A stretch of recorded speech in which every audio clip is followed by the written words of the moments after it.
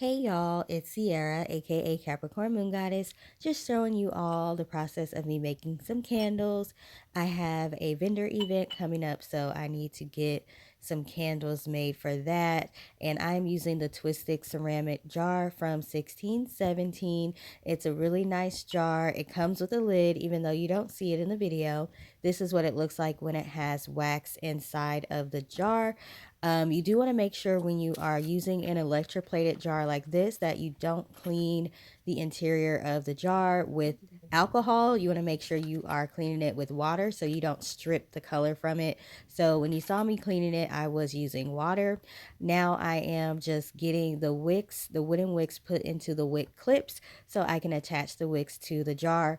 I like to use wooden wicks whenever I can because you don't need wick clips for the most part. Sometimes you do need wick holders to hold them in place, but for the most part, you don't need wick holders for wooden wicks. So that's just one less step that you have to take when you are making candles. Using wooden wicks, the wooden wicks themselves can be finicky, so that's a whole nother story, but I found that they work well in this particular jar. So you just see me putting all of the wicks into the wick holders at this point, and then you will see me attaching the wick stickers to the bottom of the metal wick holders.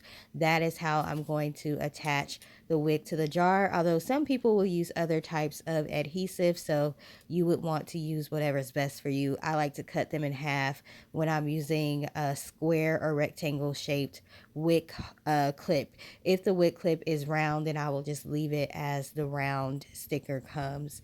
So you see me just basically preparing the candle. So there's a lot of prep work that goes into making candles. You have to prepare the jars, clean the jars, put the wicks in the middle, hopefully putting them in the middle. It's hard to center them. You have to weigh out your wax, melt your wax, decide what fragrances you want to make, especially if you're like me where you make several fragrances at a time. So yeah, there's a whole lot of prep work that goes into making candles.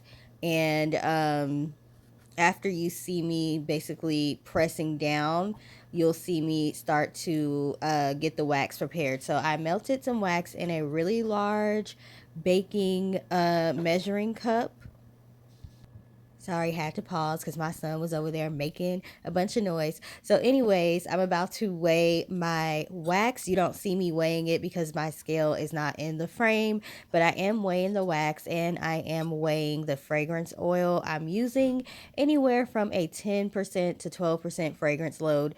It varies by the scents, and as you can see, I'm using several different scents. So I'm just making sure the paraffin and the soy wax are mixed together. So I did actually mix two different waxes for this. So you just see me stirring that to make sure they are mixed well. And then I'm going to go ahead, weigh out the first fragrance that I'm using. Well, weigh the wax for the first fragrance, add the fragrance oil, and now I am mixing it. And then you will see me pouring it into the container. So I'm a little bit crazy. I make several scents at once. I probably should just make 1 or 2 scents at a time. But that's just how I am. I'm just extra. So that's what y'all see me doing, pouring the wax into the jars. And it is going to shrink. Sometimes the wax is going to shrink in these jars because I did add hard paraffin. Oh, you see me pouring the leftover wax in the single wax melt clamshell. I like to keep those on hand, so that way if I have extra wax, I can pour it in there. Sometimes you cannot measure exactly or the exact amount that you need to fill up the jar, so having some clamshells on hand definitely can help with the extra wax. And I am pouring yet another candle, even though you cannot see. You can kind of see, but not really. And I'm just showing you all the single clamshells that I was talking about. I got a big, huge bag full of them. So I like to have those on deck. So that way, when I have extra wax, I can pour it in there and I'm not wasting wax. Because there have been times when I've been like, what am I going to do with this? And I have to go run to my wax melter to put in the extra wax. And I'm just labeling the single clamshell so I remember which scent they are later. And I don't have to sit there and try to remember, like, what did I put in here?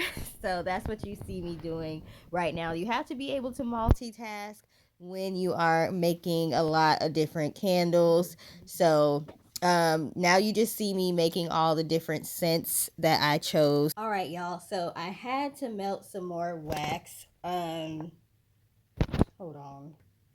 Sorry, I was trying to get myself in the camera, but I don't have enough. The camera is not back far enough because there is a cabinet behind my ring light right now. So anyway, y'all ain't gonna be seeing my face right now. But I had to take a break from making the candles to melt some more wax. I took a minute to do a little dance. I put my headphones on and did some dances, you know, got my energy back up. I guess I could have showed y'all that, but do y'all really want to see that? Probably not. But I was like, well, let me go ahead and while I'm waiting for the wax to melt, just go over these new scents. And I'm out of breath because I was dancing. Let me take a moment to go over these new scents I got from Little B Scents. I recorded a video going over these scents and it didn't save right. So I was like, whatever, just put it in here and I'll put a timestamp for people to actually go straight to this if they just want to do the scent review. Whew, I'm trying to catch my breath, y'all. Okay, so um I had another scent also that I was going over, but I don't see it over here. I don't know what I did with it. So I just got this pine tar from Little B Scents, and I order from them often. I have another order from them coming, and they give you little samples with your order. So I had got a sample of pine tar with my last order, and then I went and I bought it because I am partial to pine scents, tree scents, spruce, um, any type of tree or outdoorsy. Besides patchouli, I'm really not that fond of patchouli like that, but it's okay if it is in a mix. This does have patchouli in it. You can smell it on the scent strip, like, because I did put it on a scent strip. You can smell it after it dries down. So after the top notes evaporate, I'm smelling it now. You get a little bit of patchouli, but really, I get an authentic pine scent from this. I also get something earthy or something outdoorsy or something. I keep saying vintage, but I don't really mean vintage, but something kind of rustic maybe about this. So let me go ahead and just smell it again from the bottle. So yeah, it's an authentic pine, but there's something else in there. Oh, also there's a fruit element. Like there's something fruity in here, but it mixes well with the pine. And then you don't smell the patchouli out of the bottle in my opinion, but you can smell it later on. So if you have a smudge ritual from Makesy, when this dries down on a strip, it kind of, you can smell a little bit of smudge ritual in there because smudge ritual also is like a pine type tree type scent, but it has patchouli. But this one has more pine in it than smudge ritual does. And there is a fruity element to it as well, but it works. So I can't wait to get this. Now there is something that almost smells like a little bit like of gasoline in here. Every once in a while I get a hint of something that smells like gasoline. I'm not even gonna lie. But it is named pine tar, so maybe that's the tar. But even with me saying that, it doesn't smell bad. I know that sounds bad. Like gasoline, well, some people like the smell of gas. Um, I know that sounds bad, but there is like a hint of that in here. I don't know what pine tar is. Let's see what the scent notes are.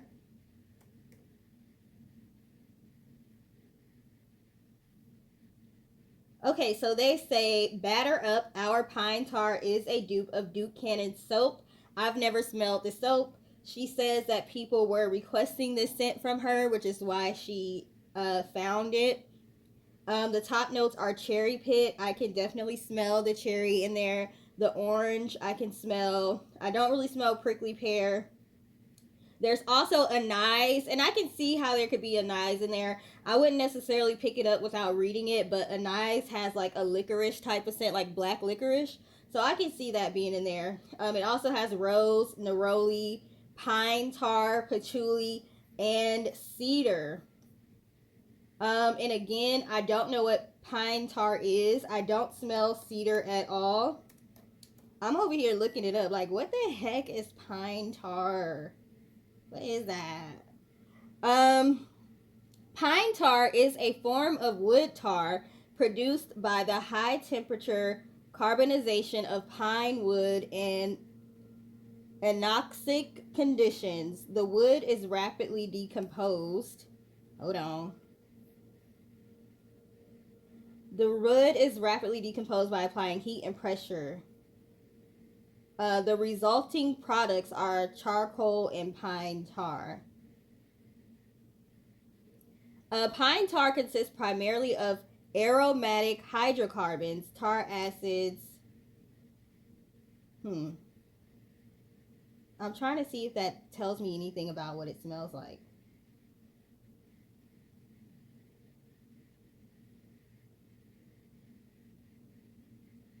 It's also called pine tar oil. Pine tar is applied to the handles of baseball bats. So that's why they have the baseball. Y'all know I love a good Google and I love to learn. So if you don't like to learn, my bad. Like, oh, why is she looking that up? Because I want to know. That's why. That's why pine tar has historically been used for treating skin conditions. Oh, so I need to look into some pine tar oil and see, because y'all know I make skincare products, so I'm gonna look into that. So yeah, I like pine tar. When I'm done making these candles, I'm going to make a candle for myself with that. Also, let me put this down for a minute. One of the samples that she sent was "That's what C said." So C as in SEA. And this is supposed to be, I guess, a milder version of Ocean. Their Ocean scent is very salty. Like, you get a real salty aquatic scent from it with a little bit of like the greenery that you see in the ocean. So like seaweed and stuff like that. So let's see.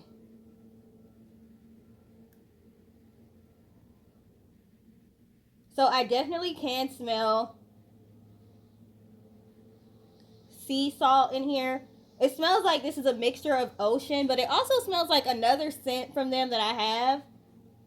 I just can't think of it. So I'll look on the their website. But I wonder if this is a mixture of other scents that they already have. Like, is this a proprietary blend that they created, or did they order this as is from a manufacturer? Because it smells like a mixture of other scents that they carry.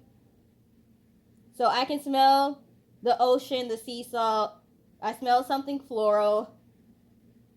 And I smell something else in there that I don't know what it is, but it smells like another one of their fragrance oils.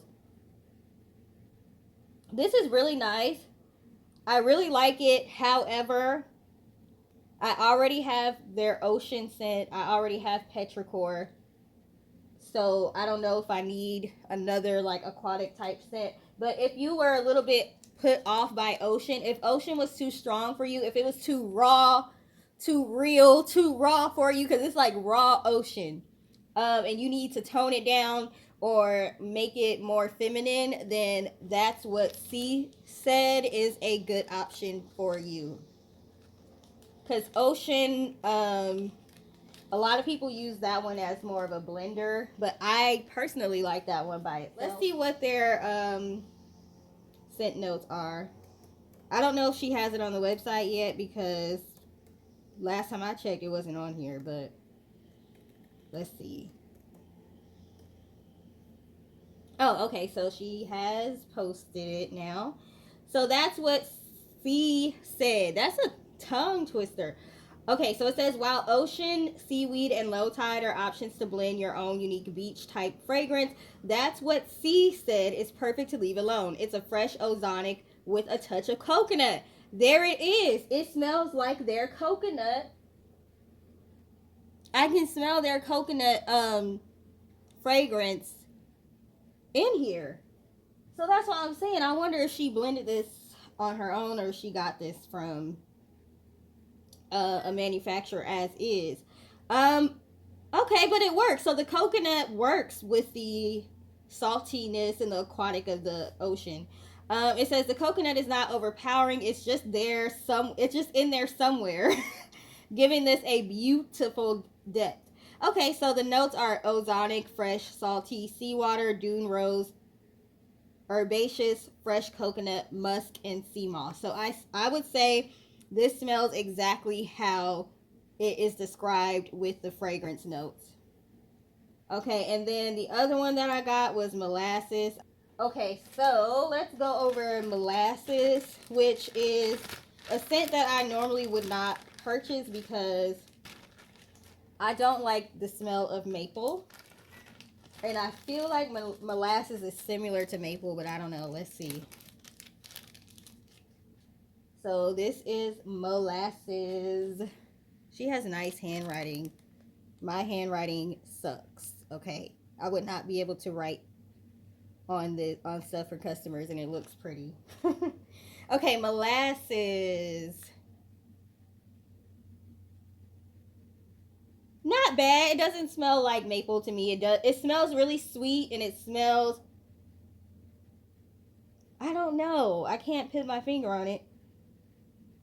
It seems like some kind of raw ingredient that you would put in when you're baking, but it's not super overly sweet. I smell a little bit of sweetness and spice.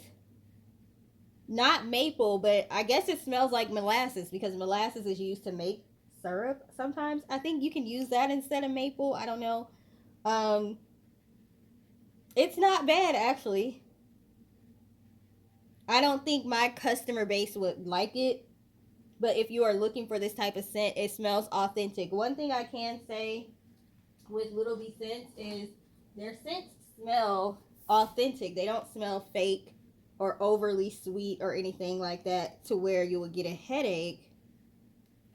So even if it's a scent that I don't like, they have a lot of single note fragrances which are good for blending. So you could blend it with another um, fragrance. It also kind of reminds me of their burnt sugar fragrance, which I think has oatmeal notes in it. So I can get a little bit of that oatmeal type.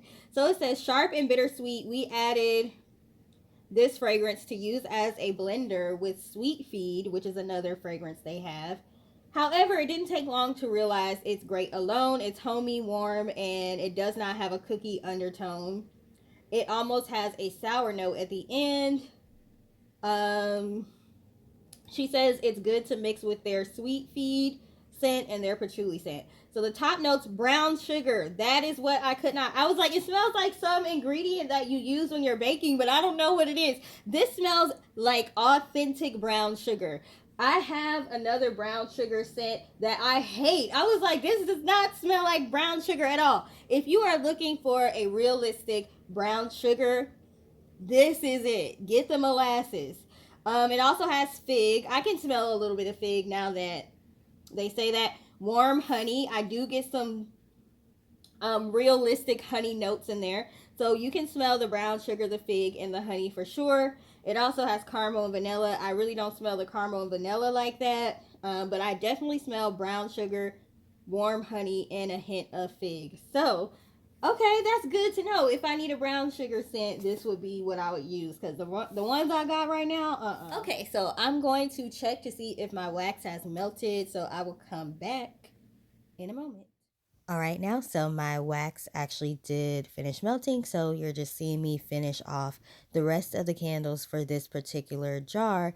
And then I will move on to making candles in the other jars that I have.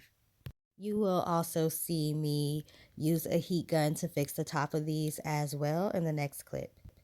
Okay, y'all, so this is how I am ending the day. It's probably like 7 o'clock or something. Um, I'm ending the day. This is the candles that I've made. So I used 3 different jars today. I have some leather candles that I made in this black jar. Has the little lid. Um, the twisted ceramic jar, the lantern jars, and I couldn't finish these 3. I was like, I'm tired. I have some more of these twisted jars in my room because I need to um hit them with the heat gun. I need to hit this one with the heat gun too. Cause my table is kind of like slanted for some reason. So sometimes the wax comes out slanted and then I just have to fix it with the heat gun. And also for the twisted jars, I use a mixture of hard paraffin wax. I forget which kind it is, but it's the one that's super, super hard. And the deluxe satin soy wax from Makesy. I mix that together. So sometimes it shrinks. These didn't really shrink. I'm surprised today. They really didn't do a whole lot of shrinking. But some of them did shrink. So I need to go hit them with the heat gun so that way it doesn't look like it. And I'll show y'all. I have to do it in my room though because the outlet that's over here stopped working. So I have to use the table in my room, which is annoying. So I'm gonna go in my room and do that. But y'all, I really wanted to get more candles done. I still have my castle candle jars that I need to do, and I still have um dang it, I don't have that jar in here. I have another jar that I need to do as well. So, but today was busy. I had to go to the post office to drop off some orders because I also make and sell Oracle decks. So, I had some Oracle orders to mail off, and then I also had to pick up an order because for some reason the post office will never deliver my stuff from Little B Cents. They always hold it there and I have to go get it. And I still don't understand that. I had to do that. I had to do my exit interview with HR. Y'all know I recently quit my job. So I agreed to do an exit interview with them to let them know why I quit and all that. I had to do that. I had people calling me. Everybody wanted to call me and tell me what was going on in their lives today. So, yeah. And then I had to go to the store and I had to go get my son some food. So, this is all I was able to get done today. Hopefully, I will get more done tomorrow. And the way that I do my candles is not the most efficient because I make several different scents at once. um, I don't like to have a whole bunch of each scent on hand. I like to have maybe like 2 to 4 of each scent made. And that's what I take to the shows that I do. So I am doing a vendor show. That's why I'm partially why I'm getting all this together. I don't know. I just like making different scents. I don't want to have a whole bunch of the same scent. So that has worked for me. Instead of taking like maybe only 3 cents to a show and having like a bunch of those, I will take a whole bunch of different scents. I'll take like 10 different scents. um, but because I like to have a variety, because you never know what people want. So anyway, I don't do mine the most efficient way because I'm making several different scents at a time. If I was making like, if all of these candles were all the same scent that you see on this table, it would have been a lot easier. So I am showing y'all, how it is for me to do this process, but just know that you probably have seen it done in a more efficient way from other people. So yeah. Anyways, we're gonna go ahead and hit these candles with the heat gun to make the tops even and not look like they shrunk. I don't know if shrunk is a word, but it's a word today. So I'll see y'all in a minute. By the way, this is the jar that I was talking about. I need to make more candles in this jar as well. So wish me luck, y'all. I have a few weeks to get this done, so I should be okay. But let's go ahead and hit these other candles with the heat gun. All right, y'all. So this is a table that I actually do my oracle readings on. So as you can see, I got my oracle decks here, but um really quick, I need to get an extension cord to go in my dining room because one of the outlets isn't working right. I probably just need to hit the reset button or something. But anyway, I need to fix these because can you see how they are shrinking away from the sides? And that's because I used paraffin mixed with deluxe satin soy wax. So, you know, and I'm talking about the really hard paraffin. So it can have a tendency to shrink. And whenever this happens, I just hit them with the heat gun, and then when they re-solidify, it's fine. The other thing you can do is do a second pour, what they call a second pour, which is where you save some of the scented wax, and then when the candle solidifies, you pour more wax over it to fill in the gaps. I'm not about to do all that. Okay, we about to hit this with the heat gun and keep it moving. I'm gonna see if I can do this while holding the camera. So let's see, because I don't feel like putting it in the phone holder and all that. Okay, so let's do the first one.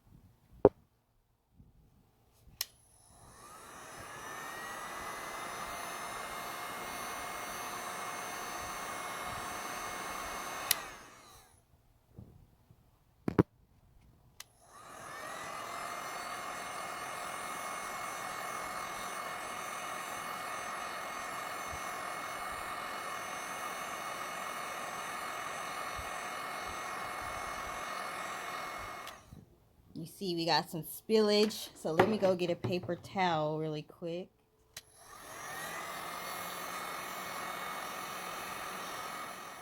All right, so do y'all see how this one is nice and smooth now? One thing I like about mixing this with a harder paraffin wax is it solidifies quickly, it hardens quickly. Okay, so I'm gonna do the last one off camera so I don't have to hold the camera and do it at the same time. So give me one moment.